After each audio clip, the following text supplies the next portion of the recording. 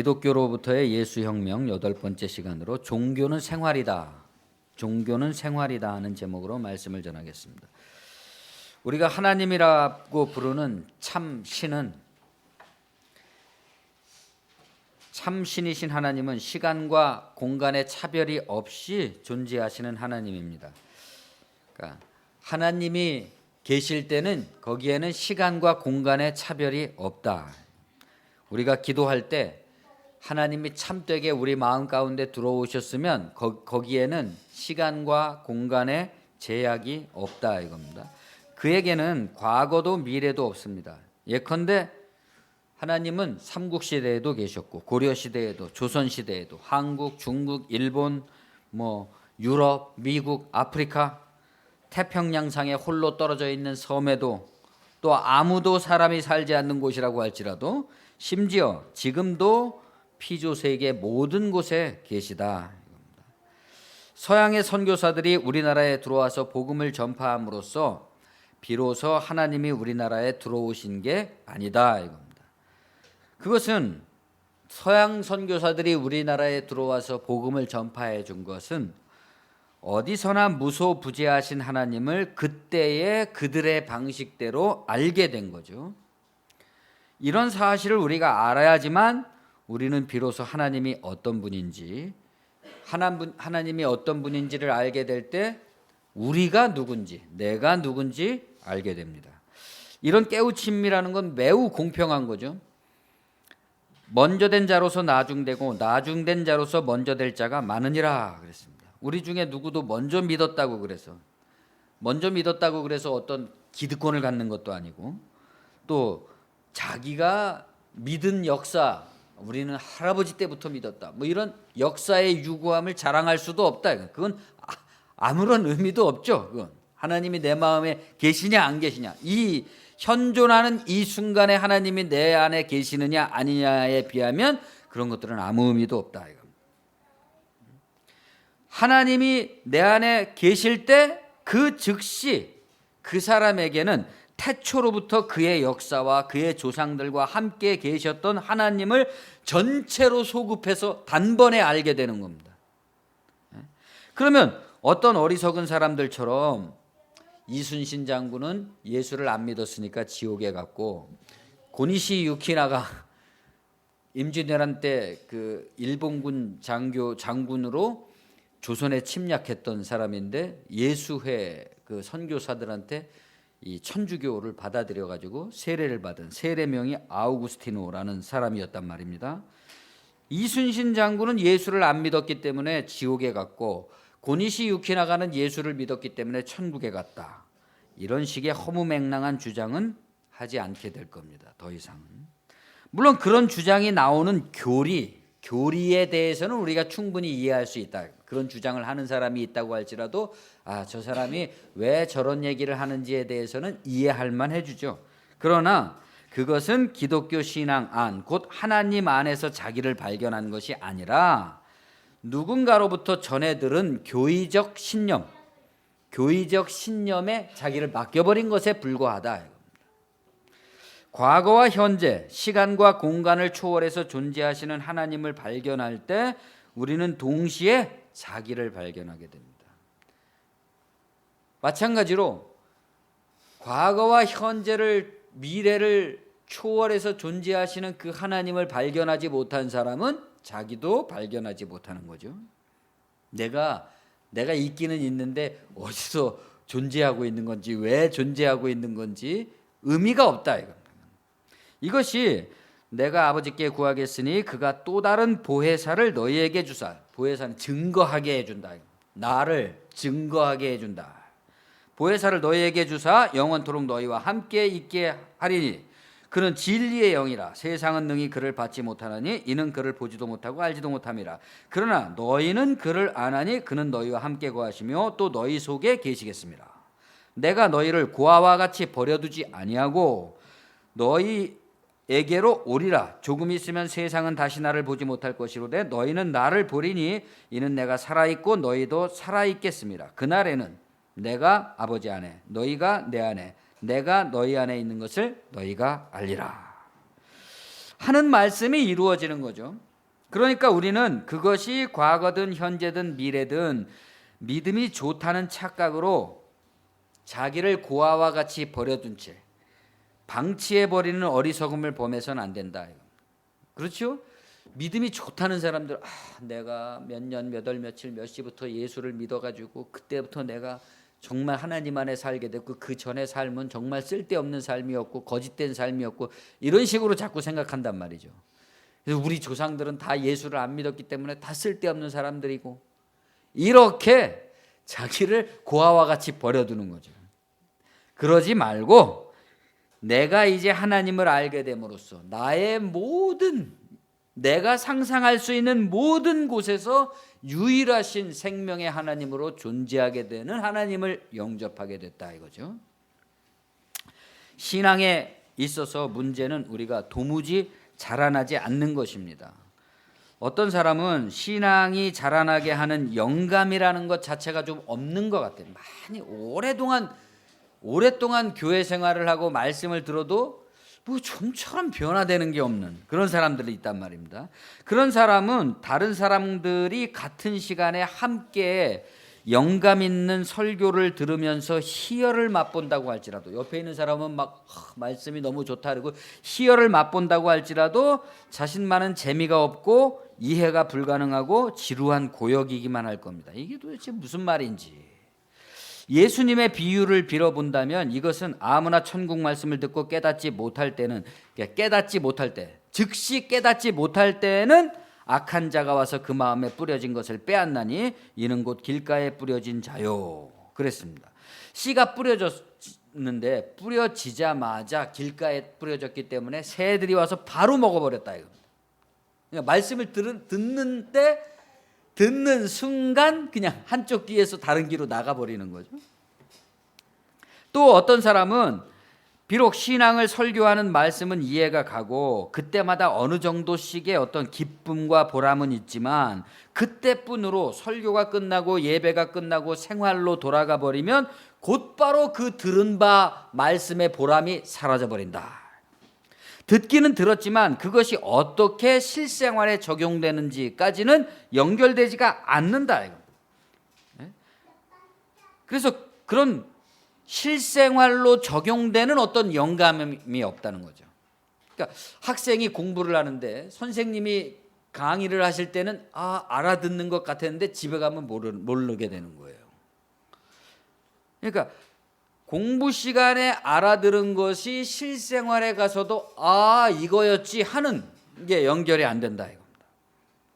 이 경우에 자신이 성장하기를 싫어하고 반대하는 것은 아니죠. 반대하는 것이 아니기 때문에 오히려 오랜 시간이 지나서 생각해 보면 자기가 한심스럽게 생각이 되겠죠. 내가 도대체 뭘 하고 있었던 거지? 라고 그런 마음이 들 겁니다. 또 그런 상태가 오래되면 결국은 성장의 기쁨이라는 것도 기대할 만한 것이 못 된다. 신앙이라는 것도 그렇게 기대할 만한 것이 못 되고 일종의 그냥 보험 같은 거죠. 안 믿으면은 괴로우니까 또 미래가 불안하기도 하니까 그냥 일단 하나님한테 이렇게 적은 두고 그것이 내 삶을 어떻게 바꾸든지 말든지 그건 별로 기대하지 못하고 그렇게 돼버리는 거죠. 이것은 돌밭과 가시떨기에 떨어진 말씀과 같다 그랬습니다. 말씀을 듣고 즉시 기쁨으로 받되 그 속에 뿌리가 없어 잠시 견디다가 말씀으로 말미암아 환난이나 박해가 일어나는 때는 곧 넘어지는 자요. 말씀을 들으나 세상의 염려와 재물의 유혹에 말씀이 막혀 결실치 못하는 자다 그렇습니다. 돌밭에 떨어진 것은 뿌리를 내릴 만한 이 토양이 안 되니까 그러니까 주변에 막 압박, 박해, 고난 이런 게 많으니까 그래서 이제 결실을 못하는 거고 가시덤불에 떨어진 거는 가시덤불의 세력이 너무 커가지고 세상에 대한 근심, 어떻게 살까, 이걸 해야 되는데 저걸 해야 되는데 하는 온갖 근심들이 세력을 눌러버려가지고 자라질 못한다 이겁니다. 좋은 땅이 어떤 땅이겠습니까? 굿필드, 홀리필드 그런 외국 사람들 성에 보면 그런 것도 있잖아요. 굿필드, 홀리필드, 화이트필드 이게 다 좋은 땅을 말하는 거잖아요. 좋은 땅에 뿌려졌다는 것은 말씀을 듣고 깨닫는 자다. 영감이 넘쳐요. 생활 속으로. 들으면 그것이 집에 가서도 이런 거야, 이런 거야, 이런 거야. 이게 계속 연결이 된다 이겁니다. 그래서 어떤 것은 100배, 어떤 것은 60배, 어떤 것은 30배가 되느니라 그랬습니다. 들은 것은 요거 하나인데 생활 속에서 자기 스스로 그 영감에 의해서 끊임없이 커져가는 것은 결실은 100배, 60배, 30배가 된다. 예수님의 비유를 보면 말씀을 듣고 결실하는 자가 되려면 어떻게 해야 된다, 이런 논리가 아닙니다. 그렇죠? 말씀을 듣고 결실을 하려면 너희는 어떻게 해야 된다, 이런 말이 아니에요. 본래 길가, 돌밭, 가시덤불, 좋은 땅이 있다는 식입니다. 그러니까 여러분들은 말씀을 듣고 결실을 하려면 어떤 사람이 돼야 됩니다, 이게 아니라 여러분들 중에는 돌밭, 가시덤불, 또 길가, 좋은 땅 있습니다. 이렇게 말하고 있는 거예요. 그 뒤에 보면 25절에 보면 사람들이 잘 때에 그 원수가 와서 곡식 가운데 가라지를 덧뿌리고 갔다, 이런 비유도 하십니다. 말하자면 굳이 이렇게 결실하지 못하는 사람은 본래 그렇지는 않을지라도, 본래 그 사람이 돌밭이나 가시덤불이나 길가는 아닐지라도 그 사람에게 뿌려진 말씀을 어떻게 됐다는 거예요? 원수가 뺏어갔다 이겁니다. 원수가. 본래 그런 사람이니 어찌할 수 없는 걸까요? 그러면 우리가 어떻게 해야 되는 겁니까? 본래 그런 사람이니까 어찌할 수 없는 건가요? 본래 나는 돌밭이니까, 본래 나는 가시덤불이니까, 본래 나는 길가니까. 그러면은 그거는 숙명론이 되어버리는 거죠. 그보다는 이런 비유를 듣고 왜 결실치 못하는지를 이해하면 되는 겁니다. 왜 우리가 결실치 못하는가 하는 걸 이해하면 된다. 사실은 좋은 땅이라든가 길가라든가 돌밭, 가시덤불이 따로 있는 것이 아닙니다. 모두가 다 같은 조건이다. 모두가 다 길가, 돌밭, 가시덤불을 가지고 있습니다. 그 조건을 자신이 길가이고 돌밭이고 가시덤불이고 좋은 땅임을 깨닫지 못하는 것, 깨닫지 못하는 상태, 거기에 원수가 깃들여 있다. 그러니까 원수라는 것은 굳이 어떤 실체를 지닌 존재라기보다는 마귀가 이렇게 생긴 것이 내 속에 확 들어와서 그런다기보다는 각성되지 못한 자기 상태일 뿐이다. 각성되지 못한 자기 상태. 그러니까 오늘부터 여러분들은 그저 아무 생각이 없는 무중력의 공허 상태이거나 나는 맨날 들어봐야 바뀌는 게 없어 라거나 나는 바뀌려고 아무리 노력해봤자 안 돼 라는 식으로 말해서는 안 됩니다. 그런 생각이나 말 그 자체가 이미 자기를 규정짓는 자기가 자기에게 사단이 되는 셈이죠. 그러면 어떻게 해야 될까? 일단 우리가 부질없는 초조감, 실망감 같은 것을 가질 필요가 없습니다. 그리고 그런 것들이, 그런 어떤 부질없는 초조감, 실망감 같은 것들은 정신의 낭비일 뿐이라는 것을 우리가 알아야 된다. 그런 정신의 낭비도 나의 자아의 일부분이죠. 나의 자아의 일부분이기 때문에 나는 그런 정신의 낭비를 하는 것이고, 또 말씀을 들을 때 그 말씀이 나한테 들어오지 못하는 것이고, 내가 돌밭인 것이고 길가인 것이고 가시덤불인 거죠. 그게 자아의 일부분입니다. 어떤 연유에 의해서 자아의 아상이 스스로를 그렇게 규정해 버렸기 때문에, 자기 스스로를 그렇게 규정해 버렸기 때문에 일종의 무의식적 절망 상태에 빠져 있는 것입니다. 그러니까 그런 사람들은 그렇잖아요. 우리가 학교에서 학생 시절에 공부를 하더라도 공부 안 하고 그냥 딴청 피우고 그런 사람은, 그런 학생들은 사실은 어떤 절망 상태에 있는 거잖아요. 호랑이에게 물려가도 정신만 차리면 산다, 그런 말이 있습니다. 정신을 차리면 호랑이에게 물려 죽지 않게 된다라는 말이 아니라, 호랑이에게 물려 죽지 않기 위해서라면 일단 정신부터 차려야 된다, 그런 말이죠. 사람이 온 힘을 다해서 스스로의 상태에서 깨어나게 되면 거기서 정신력이라는 게 나옵니다. 여러분의 모든 행위는 여러분의 정신력을 말해주고 있습니다. 말 한마디, 손짓 하나, 표정, 반응하는 속도, 민감성, 그 어떤 것 속에도 존재의 본질, 생명의 본질로서의 정신력이 드러나고 있습니다. 그리고 상대에게 그러한 정신력이 전달돼요. 그래서 우리가 어떻게 행동하느냐에 따라서 다른 사람이 나를 그렇게 대접하는 경우가 참 많죠. 그렇잖아요. 어떤 사람은 어떤 가혹한 대접을 받는데 그 사람을 보면 가혹한 대접을 받도록 행동하는 어떤 게 있단 말입니다. 상대편 가혹한 사람으로 하여금 가혹한 행위를 용인하게 하는 어떤 정신의 상태가 그 사람에게 있단 말입니다. 전달된다 이거 서로. 누구에게? 부부간에 서로의 정신력이 전달되죠. 부모와 아이들 사이에 전달이 되죠. 친구들 사이에 전달되죠. 직장 동료들끼리, 길을 가다가 우연히 부딪힌 사람에게도 전달이 됩니다. 정신력은 알려지고 전파됩니다. 일종의 파장을 일으키는 거죠. 이같이 세상에 소리의 종류는 많으나 뜻없는 소리는 없다 그랬습니다. 사도 바울이. 소리는 많지만 그 소리에 의미가 없는 소리는 없다. 얼마나 신비로운 말입니까? 우리가 짐짓 마음에도 없는 소리를, 의례적인 딴소리를 할 때 의미 없이 그냥 콧소리를 흥얼거려도 거기에는 반드시 의미가 있다는 겁니다. 그것은 그 순간 우리의 정신을 표현하고 있는 거죠. 우리의 속사정을 표현하고 있는 거죠. 민감한 사람은 그것을 감지할 것입니다. 방문 하나 여닫는 소리에도, 설거지하는 소리에도 어떤 뉘앙스가 들어있죠. 무심코 던지는 말 한마디에도 눈치가 빠른 사람이라면 즉시로 알아들을 수가 있습니다. 상대방의 기분이 어떤지, 왜 그렇게 느끼고 있는지, 무엇을 전달하고 싶은 것인지, 무엇을 필요로 하고 있는지, 그러면 내가 무엇을 해야 되는지, 내가 어떤 것을 할 때 어떤 결과가 나올 것인지. 그렇죠? 눈치가 빠르면 절에 가서도 새우젓을 얻어먹는다. 그런 말이 있지 않습니까? 그러나 눈치가 없으면 자기가 왜 그런지도 모르게 미움을 받게 되죠. 길가, 돌밭, 가시덤불, 좋은 땅의 비유는 여기서도 적용되는 겁니다. 어떤 사람은 그냥 도무지 그의 정신력이 길가 같은 거예요. 어떤 사람은 그냥 돌밭 같은 거예요. 어떤 사람은 가시덤불 같은 거예요. 어떤 사람은 좋은 땅이다.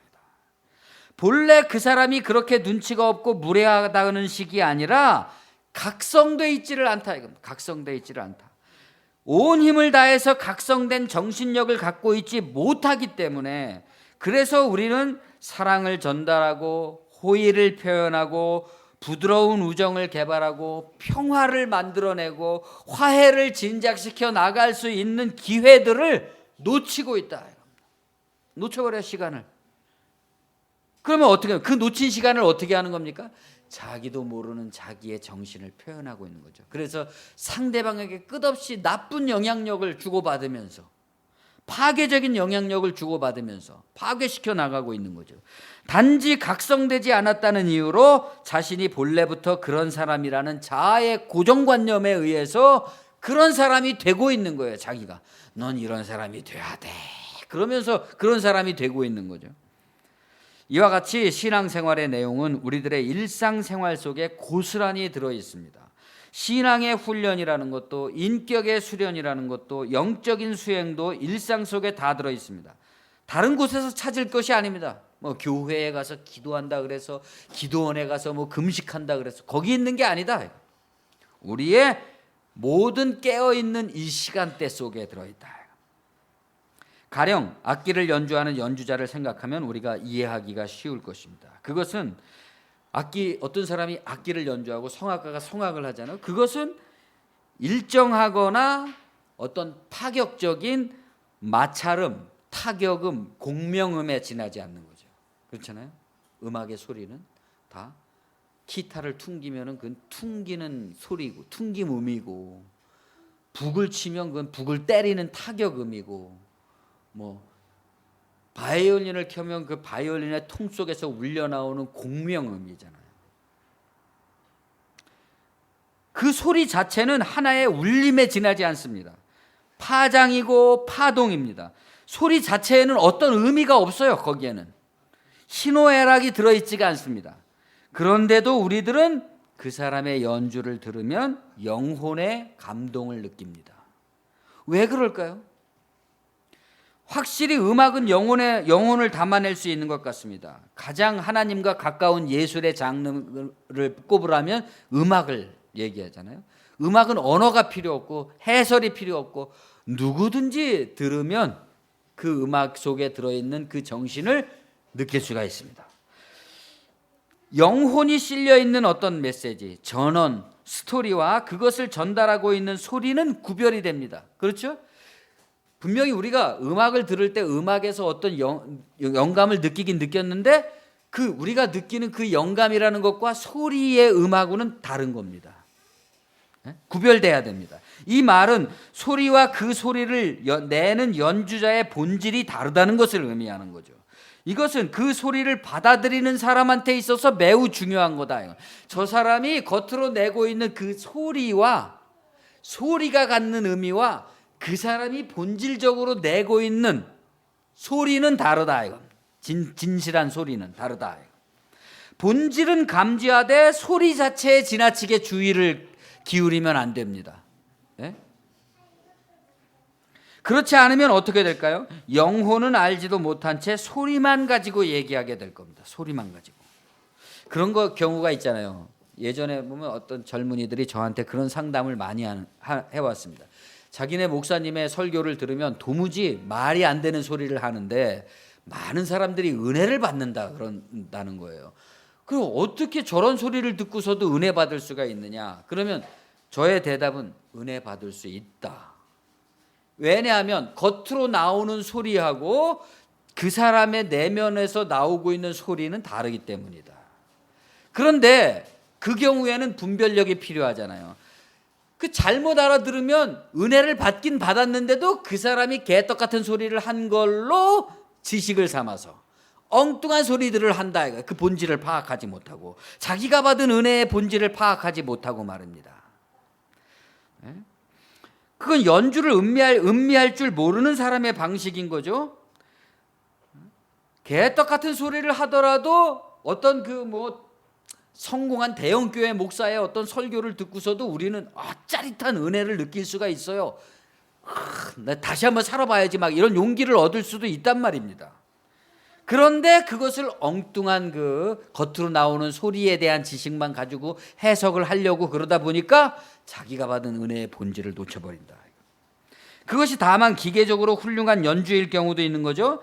자기가 무슨 소리를 내고 있는지도 모르는, 그러면 가령 위대한 음악가의 작품을 단지 허영심으로 연주하고 허영심으로 들을 수도 있다. 목사가 하나님의 말씀을 자신의 유창한 지식과 언변과 이걸로 포장해가지고 그렇게 전달할 수도 있다 이겁니다. 그리고 듣는 사람도 그것만 받아들일 수도 있다 이겁니다. 말하는 사람도 듣는 사람도 본질은 건드리지 못하고 수박 겉핥기식으로 관계를 가질 수가 있는 거죠. 그런 관계를 우리가 진정한 관계, 친구, 동반자라고 할 수가 있겠습니까?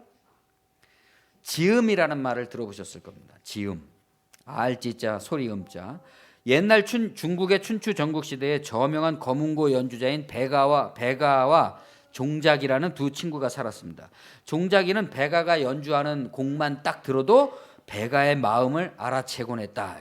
배가가 산을 오르는 생각을 하면서 연주를 하면 종작이가 태산과 같은 연주로다. 그리고 이렇게 말을 했고, 흐르는 강물을 생각하면서 연주를 하면 강의 물소리가 들리는 듯하다. 이렇게 평했다는 겁니다. 이에 배가는 진정으로 자신의 소리를 알아주는 지음은 종작이밖에 없다.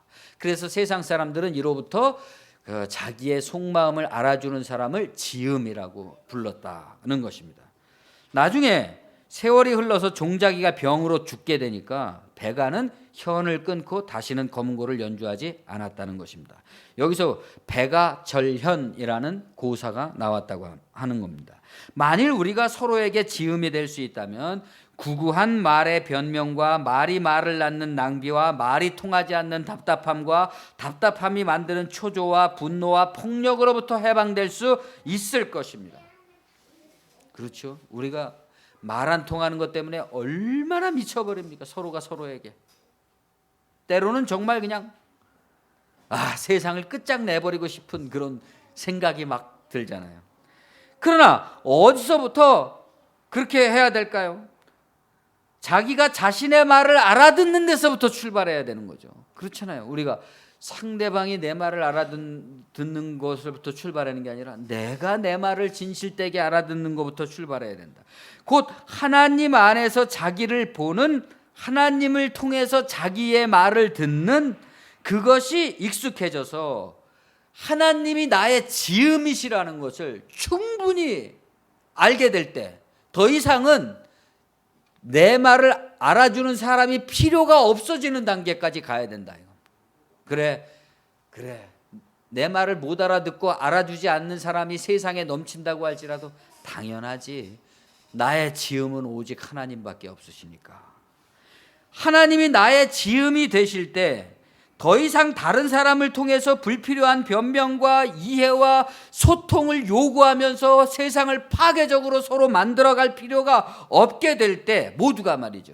우리는 비로소 자유를 얻게 되죠. 상대방의 구속으로부터 자유를 얻게 됩니다. 그럴 때 과연 누가 누구에게 지음이 되는 겁니까? 하나님을 알게 될 때 자기를 알게 된다는 말은 이와 같다. 하나님을 안 사람만 자기를 안다. 하나님이 자기의 지음이 된 사람은 이제 타인과도 지음이 될 준비가 됐다. 이렇게 볼 수 있을 것입니다. 불교에서 깨달음을 얻은 스님들의 선문답을 기록해 놓은 벼감록이라는 책이 있습니다. 거기에 이런 얘기가 실려 있습니다. 운문 화상이라는 것은 이제 단수가 높은 스님을 말하는 거예요. 운문 화상이 어떤 스님에게 물었다. 어디에서 왔는가? 스님이 대답했다. 서선사에서 왔습니다. 운문 화상이 물었다. 서선사에서는 요즘 어떤 말이 있었는가? 스님은 두 손을 펼쳐 보였다. 운문 화상은 손바닥으로 한 방 갈겼다. 스님은 말했다. 나도 할 말이 있습니다. 운문 화상이 곧장 두 손을 펼쳐 보였다. 그 스님은 말이 없었다. 운문 화상은 곧장 내리쳤다. 어디에서 왔는가라는 질문은 지리적 향방을 묻는 게 아닙니다. 당신 어디 출신이야? 어디에서 왔어? 이런 말이 아니다. 이거. 너의 본래 출처가 무엇이냐? 너는 누구냐? 이런 말이죠. 너의 깨달음의 경지는 어느 정도냐? 너는 무슨 말로써 너의 수련의 정도를 대답할 것이냐라고 묻는 것입니다. 서선사에서 왔습니다. 이렇게 대답한 것은 일단 평이한 대답이죠. 질문의 의도를 모르는 것이 아니라 알면서도 짐짓 비켜가려고 어리석은 듯한 대답을 한 겁니다. 서선사에서는 요즘 어떤 말이 있었는가라는 질문은 서선사에서 내가 배운 게 뭐냐? 서선사에서 너의 스승은 너에게 무엇을 가르쳤냐라고 묻는 것입니다. 너는 거기서 뭘 배웠느냐? 그러니까 질문의 의도를 비켜가는 것을 허락치 않겠다는 뜻이죠. 한 번 더 따지고 들은 겁니다. 스님은 대답으로 두 손을 펼쳐 보였습니다. 이것은 불법의 모든 것을 하나도 남김없이 가르쳤다. 우리 스승님은 서선사에서 나에게 불법의 모든 것을 남김없이 가르쳐 주셨다라고 다 나는 그것을 배웠다 이런 뜻이라고 합니다.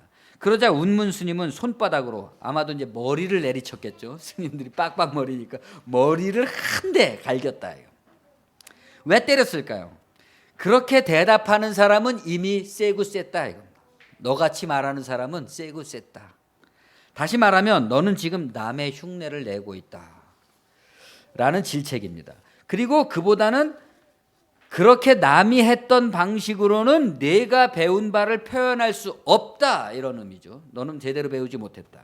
얼떨결에 매를 맞은 스님은 이제 맞받아치는 겁니다. 나도 할 말이 있습니다. 내 말이 아직 끝난 게 아닙니다. 내 말이 아직 끝나지 않았는데 왜 나를 때리십니까? 라고 이제 반문을 하는 거죠.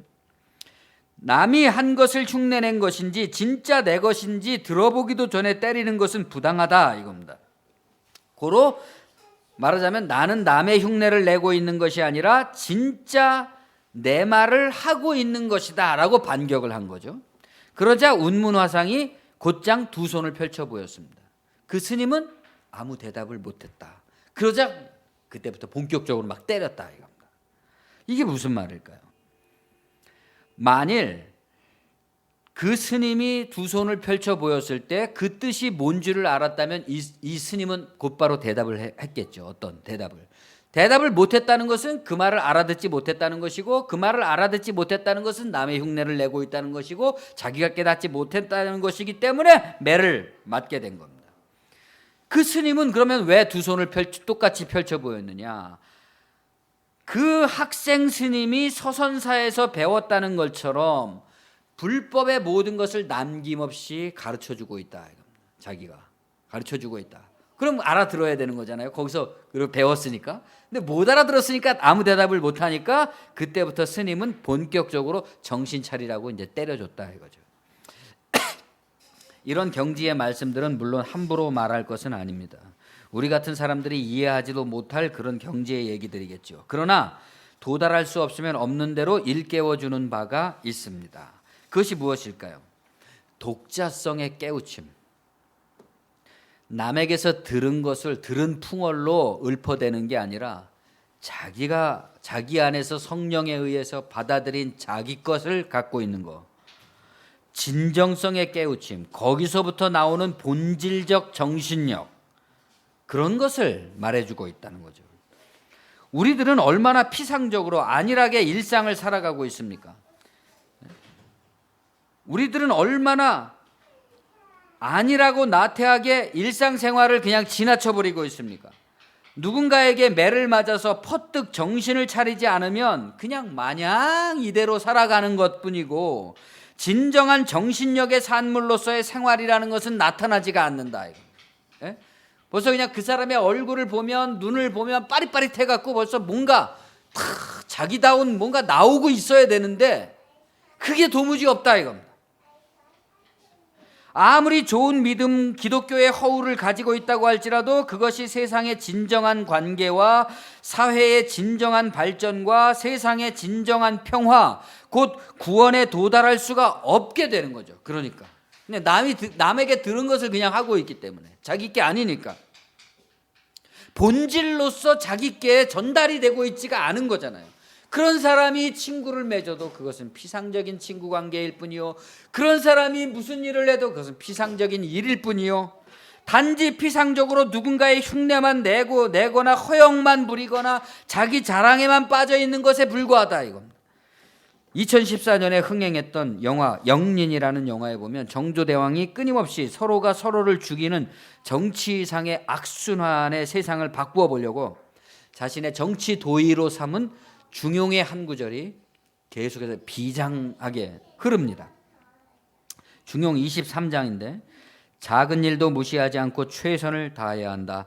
작은 일에도 최선을 다하면 정성스럽게 된다. 정성스럽게 되면 겉에 배어나오고, 겉에 배어나오면 겉으로 드러나고, 겉으로 드러나면 인해 밝아지고, 밝아지면 남을 감동시키고, 남을 감동시키면 인해 변하게 되고, 변하면 생육된다. 그러니 오직 세상에서 지극히 정성을 다하는 사람만이 나와 세상을 변하게 할 수 있는 것이다. 그랬습니다.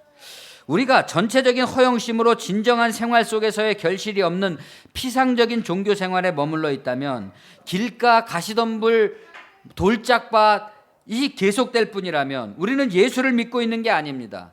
예수님은 말하자면 우리에게 너는 어디서 왔느냐라고 묻고 있는데 우리는 그동안 배운 게 뭐냐 이렇게 묻고 있고, 세상은 한국교회에게 당신들은 그동안 쌓은 수련이 무엇입니까? 라고 묻고 있는데 고작 한다는 대답이 서선사에서 왔습니다 이렇게 말하고 있는 거죠.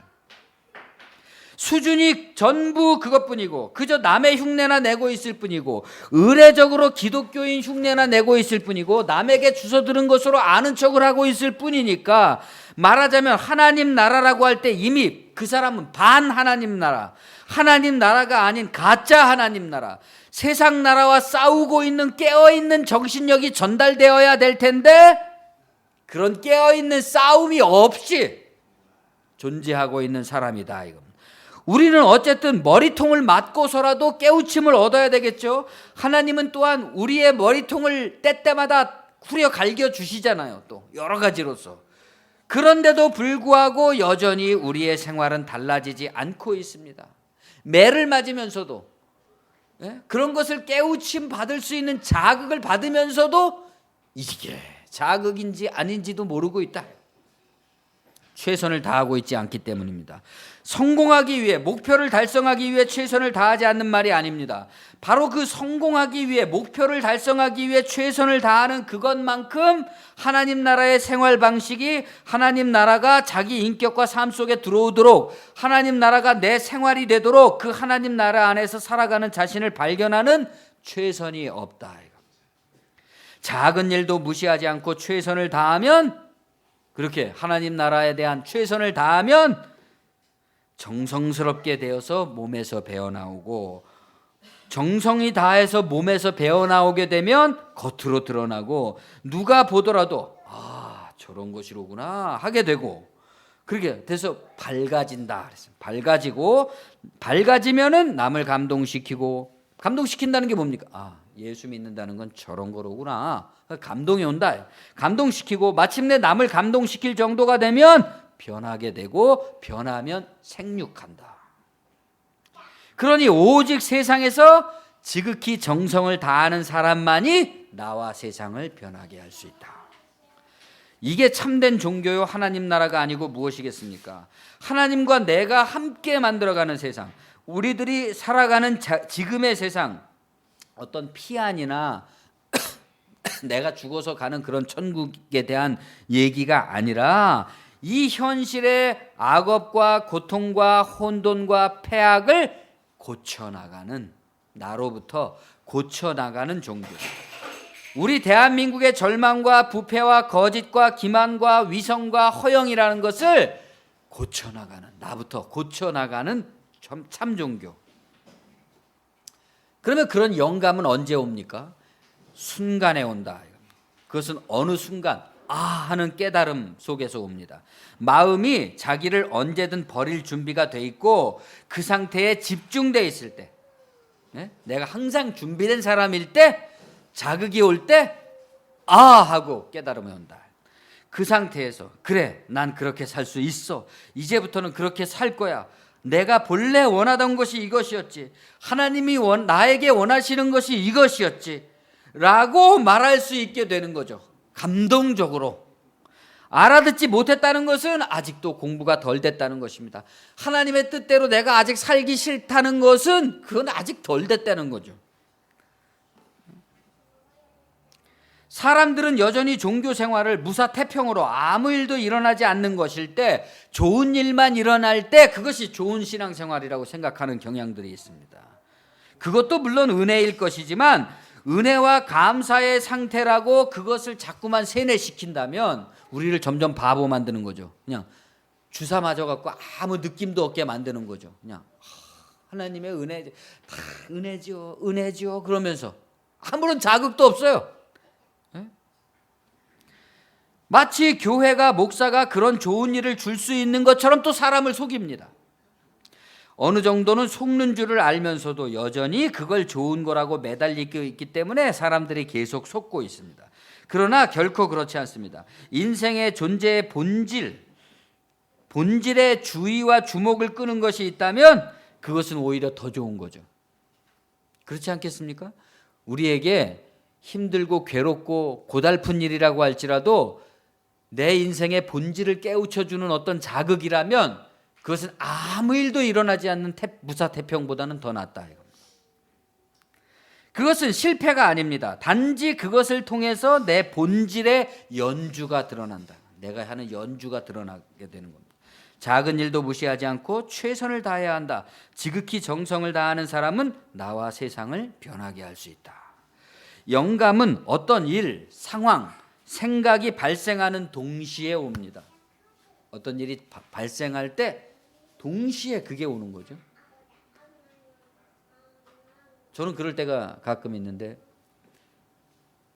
어떨 때 문지방에 탁 발끝이 걸리거나 의자 다리에 발끝이 딱 걸리면서 무지하게 아플 때가 있잖아요. 그 순간에 내가 잘못한 어떤 것이 딱 떠오르는 때가 있습니다. 그러면서 마치 내가 그런 짓을 했거나 그런 생각을 했기 때문에 이렇게 딱 걸렸다라는 식으로, 일종의 그렇다 이겁니다. 영감이라는 것은 타이밍이라는 게 있습니다. 자극과 시간의 타이밍, 이 타이밍을 놓치면 안 돼요. 그래서 그 순간을 딱 잡아야지 그 순간에 안일해지면 안 된다. 이런 타이밍에 민감해져 갖고 당분간 좀 우습고 유치하더라도 자꾸만 우리는 이런 걸 가져야 된다. 이런 경험을. 아, 나는 깨달았어. 아, 오늘도 깨달았어. 와, 오늘도 하나 중요한 거 하나 배웠다. 야, 거기서도 중요한 게 들어있네. 유치하더라도 계속해서 이런 게 있어야 된다. 이런 말을 우리가 자주 해야 됩니다. 우리의 생각이 이런 깨우침에 민감하게 집중되어 있을 때 어떤 자극들은 영감으로 화한다. 웅대한 영감으로 바뀝니다. 모든 것이 다 연결이 됩니다. 자기의 일생 삶이 연결이 되면서 나의 인격과 내가 알고 있는 모든 그물망의 이 네트워크와 이 모든 것들이 연결되면서 이런 거로구나.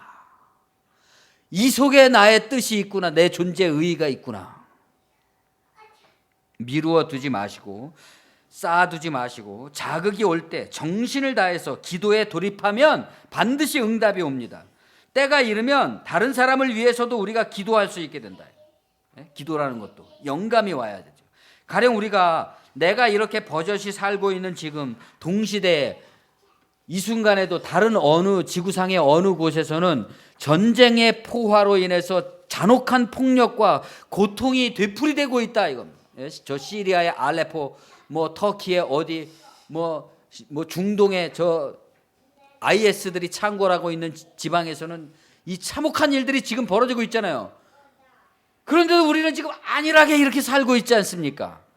그것은 우리가 그러나 그런 소식을 접하게 될 때 그것은 즉각적으로 나의 고통이 됩니다. 그럴 때 어떻습니까? 우리가 참혹한 뉴스를 듣게 될 때 하나님 용서해 주십시오. 용서해 주십시오. 용서해 주십시오. 그 말밖에는 안 나오잖아요. 라고 부르짖게 됩니다. 그리고 그것은 내 삶의 영감으로 작용하죠.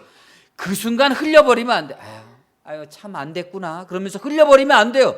그게 내 고통이 돼야 돼요. 영감이 내 자극이 돼야 됩니다. 그래서 하나님 용서해 주십시오.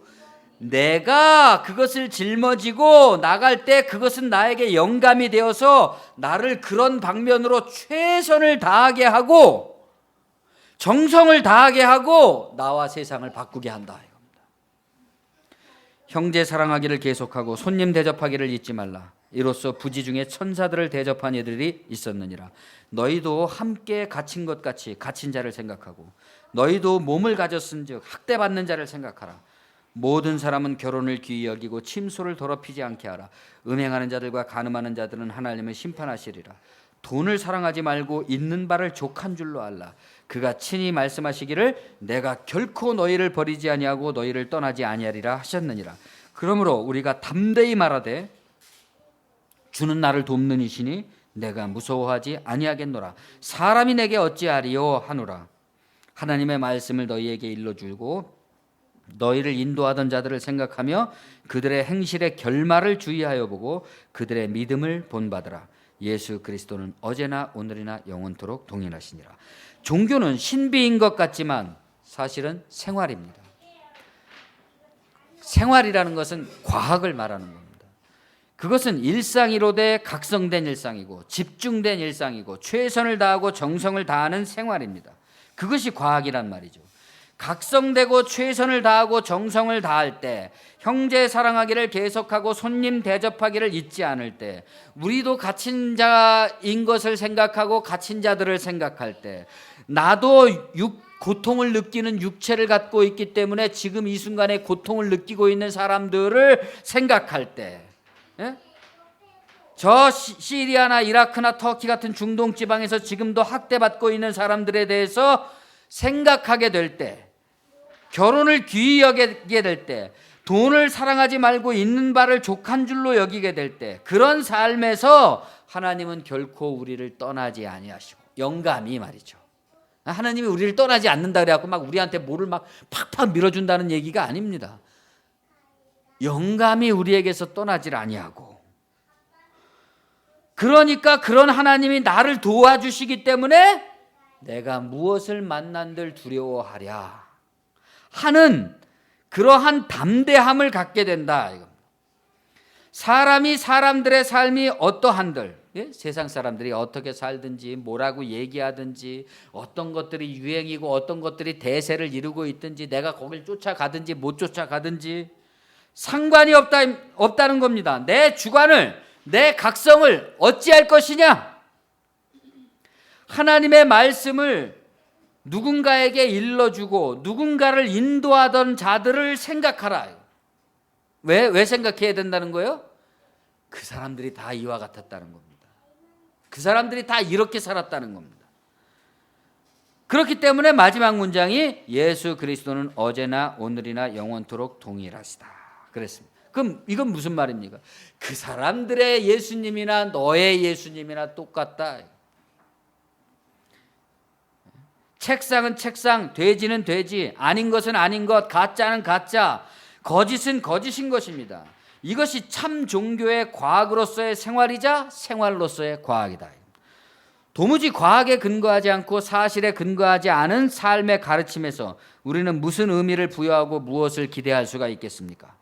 지금 기독교의 문제는 도무지 사실에 근거하지도 않고 과학적이지도 못하다는 데 있는 거죠. 그냥 남이 한 얘기, 어떤 학자가 한 얘기, 어떤 목사가 한 얘기, 그런 주워들은 얘기로 자기를 그냥 이딴만하게 부풀려가지고 허영을 부리면서 아는 척을 하면서 서로를 그냥 쓸데없이 높여주면서 네 그렇죠 대단하십니다 이러면서 살아가고 있는 거죠. 그렇기 때문에 관계들은 의례적이면서 서로 친한 척을 할 뿐이고 그 속셈은 서로의 이득일 뿐인 것입니다. 여기서 온갖 그리스도의 가르침에서 멀어지고 변질된 양태의 군상들이 나타나겠죠. 그러나 이 사실과 과학에 근거하게 되면 우리들은 무엇을 하든지 어디에 있든지 무엇을 할 것인지 어떻게 행동해야 될 것인지가 너무나 분명해지기 때문에 달리 불안해하거나 초조해하거나 걱정할 필요가 없다. 성령께서 무슨 말을 할지 무슨 행동을 해야 될지 다 일러주신다. 걱정하지 않게 될 것이다. 그 행할 일은 그때 하나님이 나에게 일러주신 그 행할 일은 내 일이 아니라 하나님의 일이고 하나님의 일이지만 내 일이고 분리되지가 않는 겁니다. 그게 더 이상 나 자신의 일이고 하나님의 일이고 이 세상의 일인 거죠. 그것은 더 이상 이기심과 욕망에 의해서 나누어지고 분리되는 것이 아닙니다. 우리는 항상 그러잖아요. 이것은 거룩한 일이고 이건 나의 욕망의 일이고 이런 식으로 자꾸만 분리하고 있다. 이런 하나님이 여러분을 이끌어 주실 것입니다. 분리되지 않는 하나님. 그 하나님은 인간 역사의 시공을 초월해서 어제나 오늘이나 동일하다. 그것이 이 현란하고 혼잡하고 똑똑들은 한데 헛똑똑해서 신앙을 가졌어도 어리석은 바보들 투성이이고 그런 바보들이 싫고 자신은 똑똑하다고 도무지 이 기독교인들을 우습게 여기는 기독교 신앙을 우습게 여기는 이 초현실주의적인 21세기에도 우리가 1세기에 이런 경전을 읽는 이유인 것입니다. 하나님 말씀은 너무나 고전적이고 1세기에 쓰여졌기 때문에 너무나 고전적이고 너무나 오늘날 우리 현대적으로 똑똑하고 많이 배우고 세련된 우리들에 비할 때 고루한 말씀 같지만 그 말씀 속에 들어있는 그 살아있는 메시지 그 본질은 어제나 오늘이나 동일하다. 그때에 예수 믿었던 사람들이 걸어갔던 그 삶의 행로가 오늘의 우리의 삶에도 동일한 영감을 줄 것입니다. 이 영감을 놓치지 않으시는 저와 여러분이 되시기 바랍니다. 기도하겠습니다. 하나님 은혜를 감사합니다. 우리의 각성된 정신력 속에서 날마다 매 순간 어떤 자극이 우리에게 올 때 그와 동시에 하나의 영감이 우리 안에서 떠오르며 그것이 우리를 더욱더 분발하게 하고 회개하게 하고 새롭게 하고 기대를 품게 하고 또 그 안에서 작은 일에도 최선을 다하고 정성을 다하며 그것으로서 밝아지게 하고 그것으로서 나와 세상을 변화시킬 수 있는 그러한 우리 기독교인들의 삶이 될 수 있도록 인도하여 주시옵소서. 그 어느 때보다 신앙이 혼잡해지고 값어치가 없어지고 말은 많고